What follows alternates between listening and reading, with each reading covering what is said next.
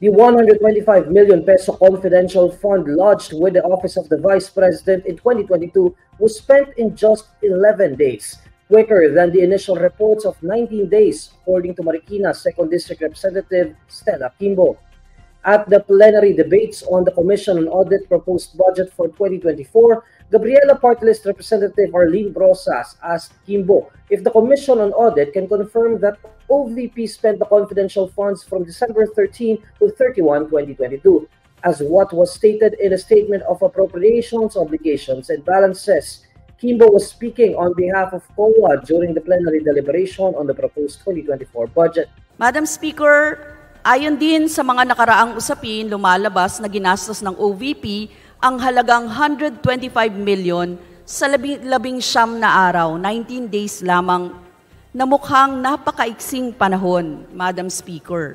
Maaari bang ikumpirma ng COA ang nangyaring ito? Madam Speaker, mula po sa SAOB, December 13 to December 31 ang nakalagay. So 19 days po yan. Madam Speaker, ang totoo po ay nagulat din po ako nung mabasa ko ang mga balita na tila nagastos po sa loob ng 19 days at tinanong ko po ang COA at tinignan ko po ang mga iba't ibang mga reports. Pero hindi po ito nagastos sa loob ng 19 days kung hindi 11 days po. Madam Speaker, 11 days, ang hirap no, isipin kasi parang kung surveillance yan, ilang reward payment po yan na aabot ng 11 million per day. So, Madam Speaker, medyo 11 days. Confirm ko lang, Madam Speaker, 11 days. After this, Brosas asked if the confidential fund utilization has been audited already by COA, to which Quimbo answered by saying that the audit is ongoing. Quimbo said COA will submit the audit report by November 15, 2023. According to Quimbo, the COA has asked the OVP to provide more documents to support its use of the 125 million peso confidential funds in 2022. The audit is ongoing.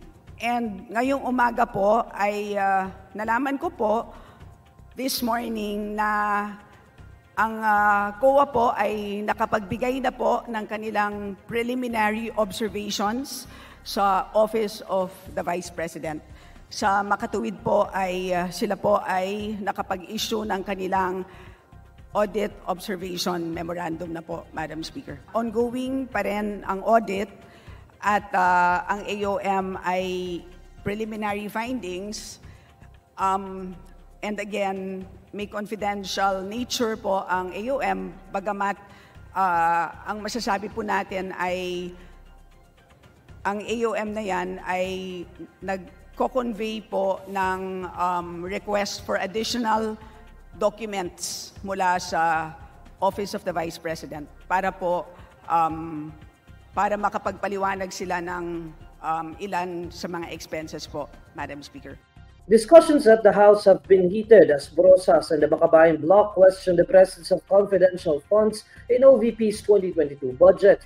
At one point, Makabayan lawmakers dangled the possibility of filing impeachment traps against Vice President Sara Duterte as they claimed that the CFs were obtained even as the original budget, crafted under former Vice President Leni Robredo, had no existing line item for such funds.